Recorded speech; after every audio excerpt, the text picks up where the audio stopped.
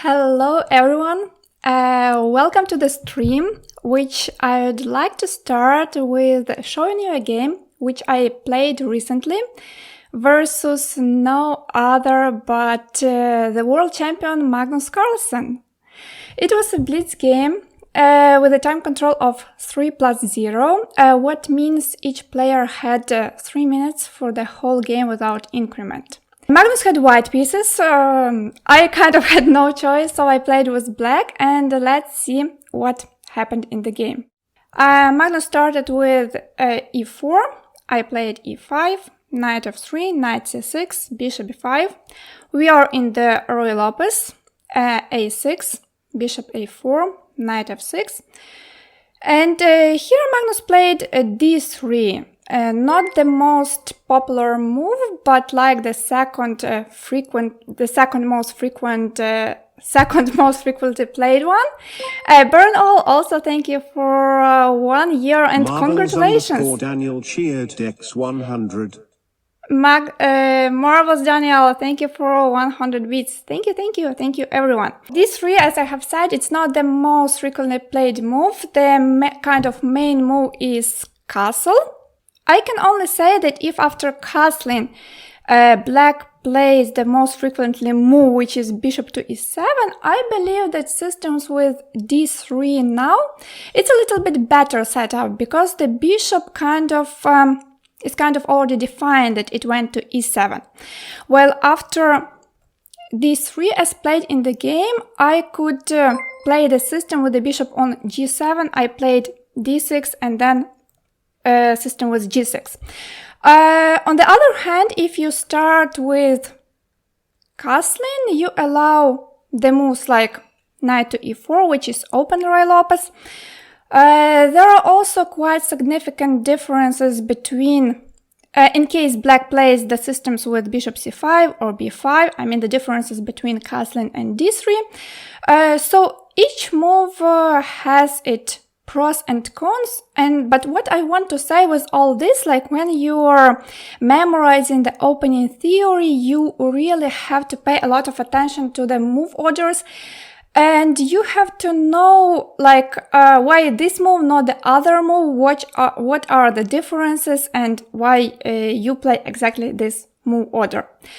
So Magnus played d3, I played d6, c3, g6, castling, bishop g7. If I did the same, like, okay, I'll return once again. It's the last time, I promise.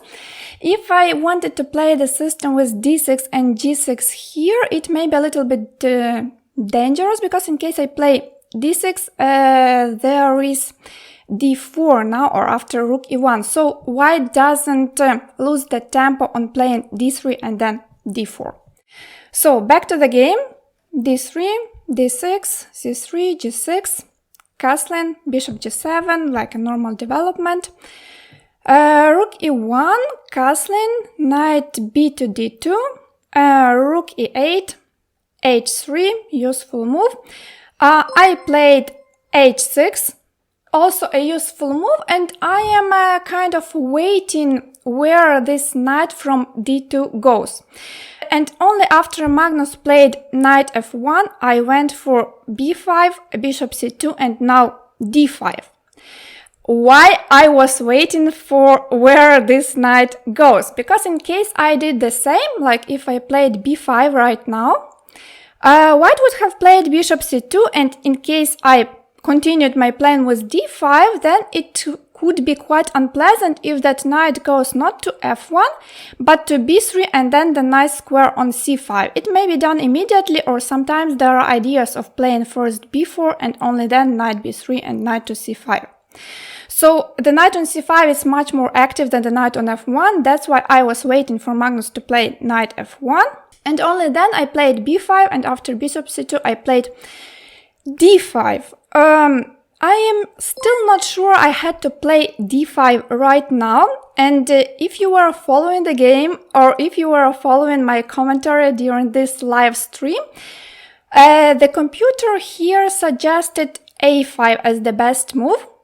And I can say that I kind of agree that a5 may be really the best move in this position, because there is one important thing, and I will show you now. Let's take a look at the game, how it was in the game, and then we will compare. I played d5 now, Magnus played a4, threatening 8x b5, and my rook on a8 is unprotected. And if I play b4 now, then white can go with a5. And after a5, white has a very unpleasant threat, which is bishop to a4, pinning the rook, and also putting more pressure on the e5 pawn. So the idea of playing a5 here before d5 is that if white plays a4 now, black goes b4, and white doesn't have this move with a5. Generally speaking, Ruy Lopez has a lot of subtleties, so you really have to be careful with all the move orders. d5 is not like the mistake, but maybe it was a little bit inaccurate. So I played d5, a4 was played. And now I played the move which was a novelty, not as if I prepared this, it just happened by chance, but I think maybe this is even the best move in this position. I played bishop to e6. I am protecting my rook on a8 with the queen, so if white takes on b5 and then on a8, I take with the queen, and everything is okay. You may ask why I put the bishop on e6, which is kind of covering the rook on a8. Maybe it looks more natural to put the bishop on b7, but the point is that in these structures, the bishop on b7 when the pawn is on d3, sometimes it's not really placed well.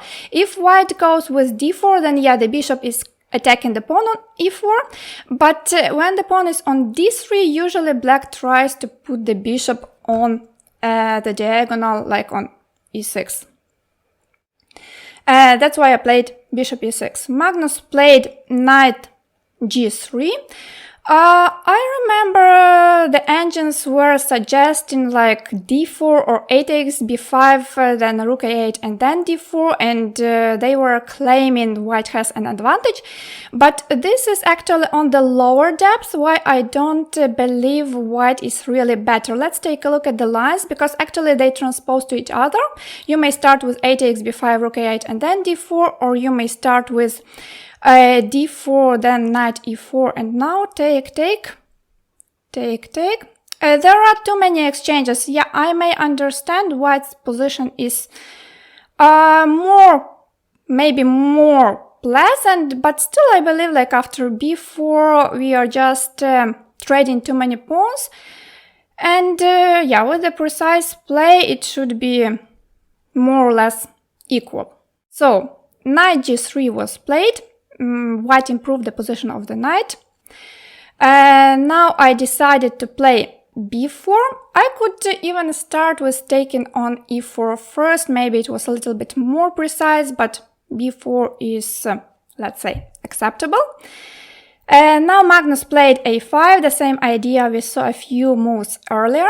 Now I took on e4, take, knight e4, take. Bishop d1 also looks a little bit artificial. You may say like rook d1 looks more natural because the rook is now on the open file, but Magnus had a very interesting idea by playing bishop d1, because after bishop d1 he wants to put his bishop on e2 where it will attack the a6 pawn. Comparing to another line, for example, if he plays rook d1, let's say I take, and if I play rook d8, now he has a problem to play bishop d3 and to keep the bishop on this diagonal, because I have the trick with bishop c4. There is a pin. So bishop d1 was played.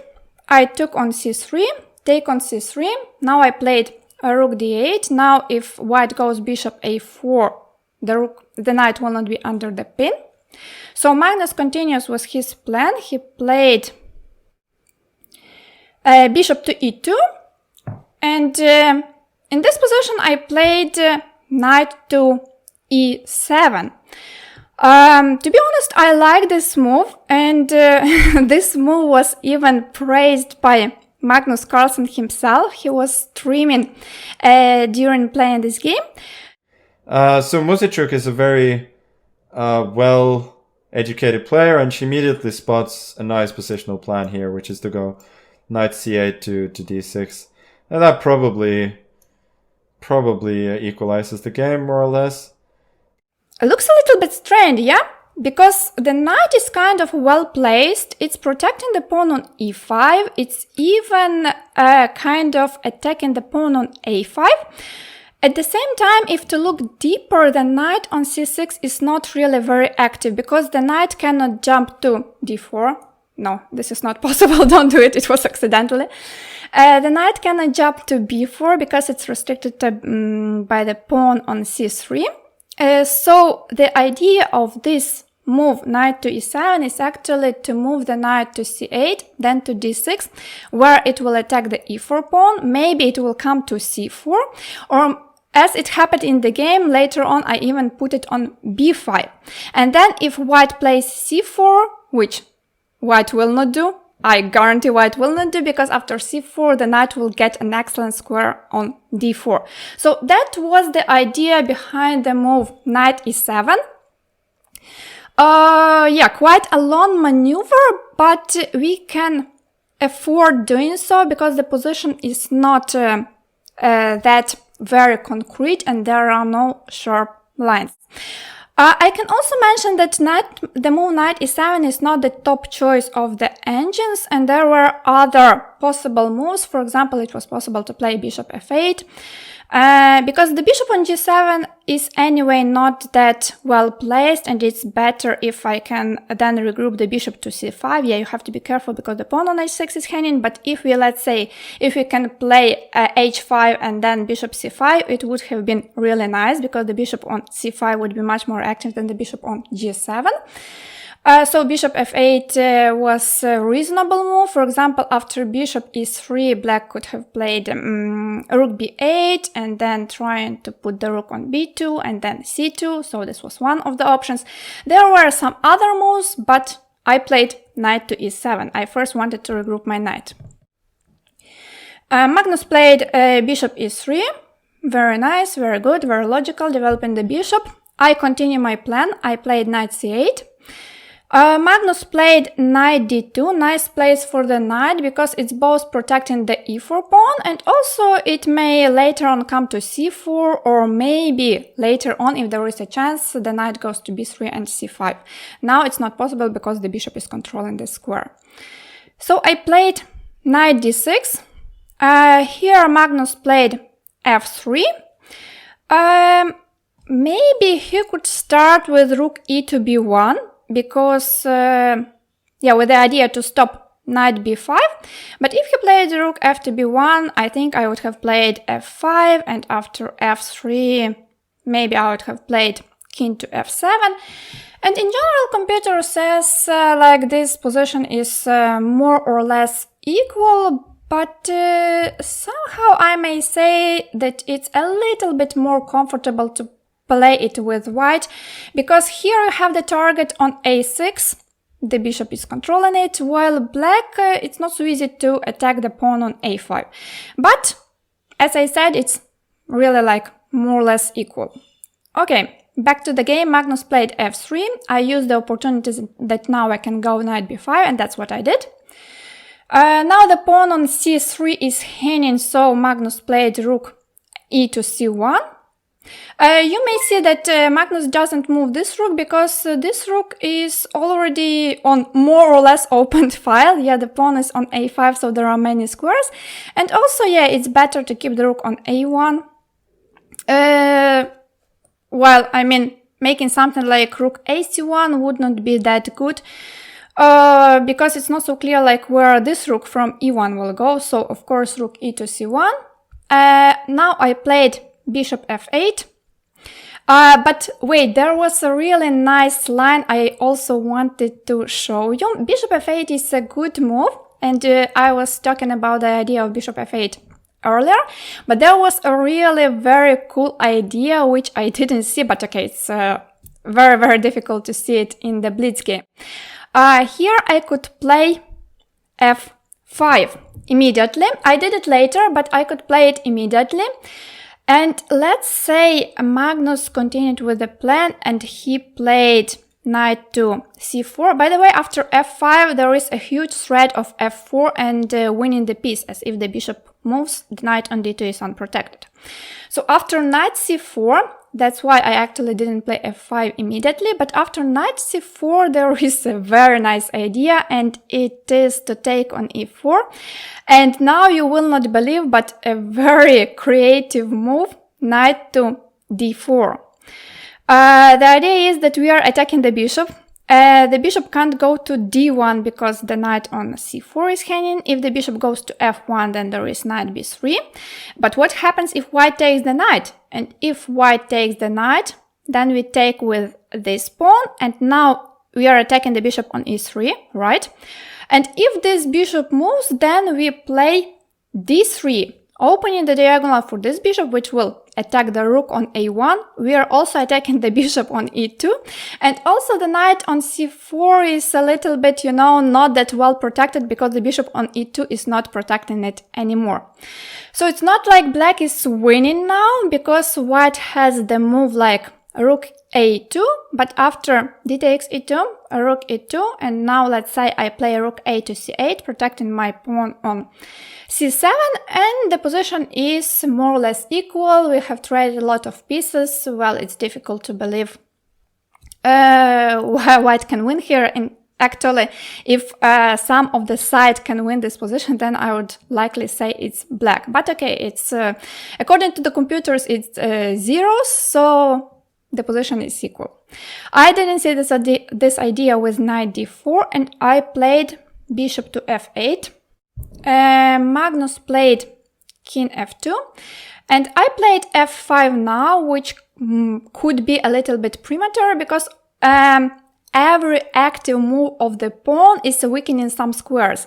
And after f5, you are actually weakening your e5 pawn a little bit, because in case you don't play f5, you can still protect the e5 pawn with playing f6, but after f5, you can't do that.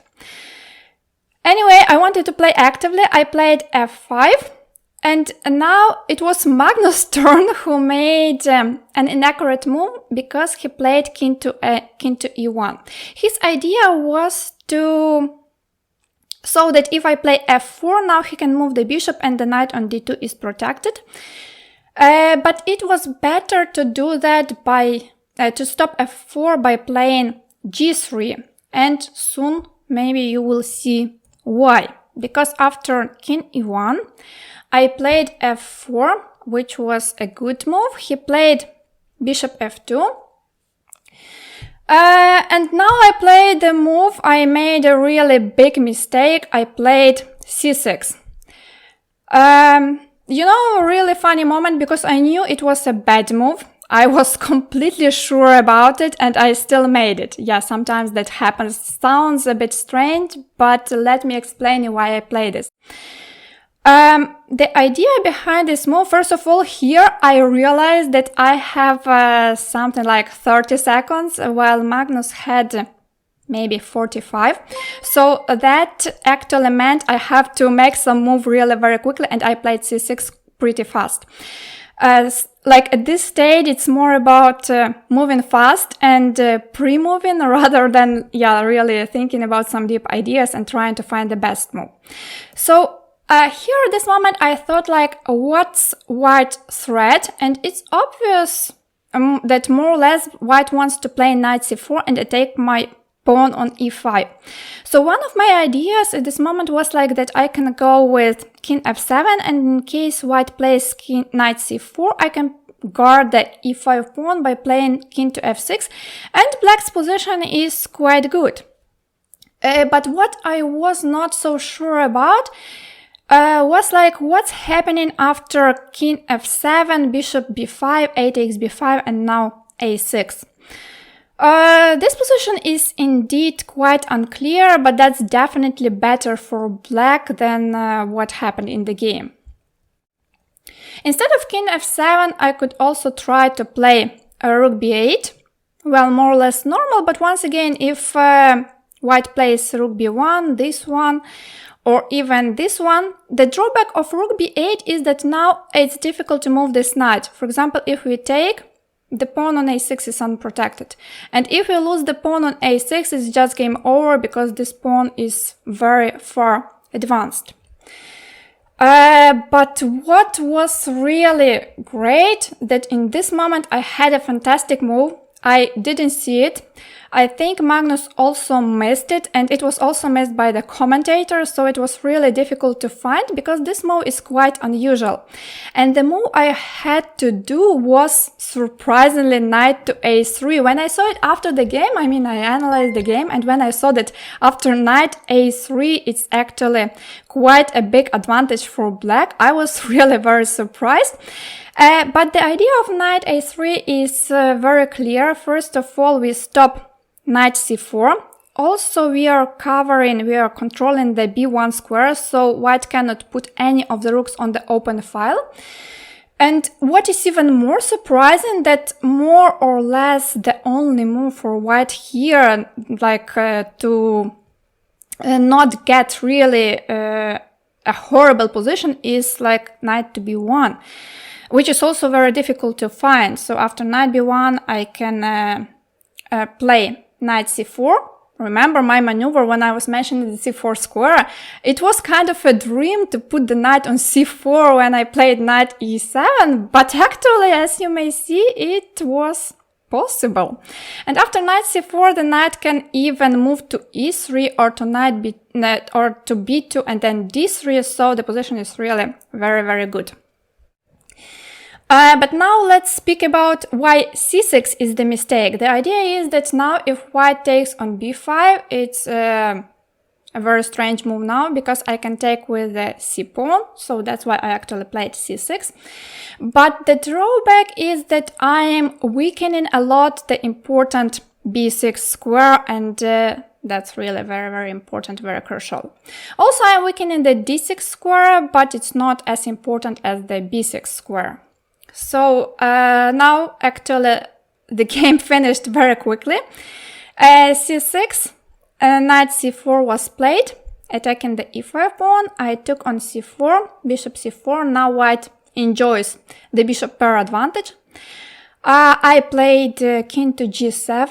Now bishop b6 was played, you see, already exploiting the weakness of the square. I played rook to d7. Actually, it was better to play rook d6. This move was more stubborn, so it was another mistake playing rook d7, and now Magnus exploits it very, very quickly in a very nice way. He played rook to d7. He is sacrificing the pawn on c3, but this pawn is not important at all. I took the pawn, but look at white's activity. The rook is already on the 7th rank.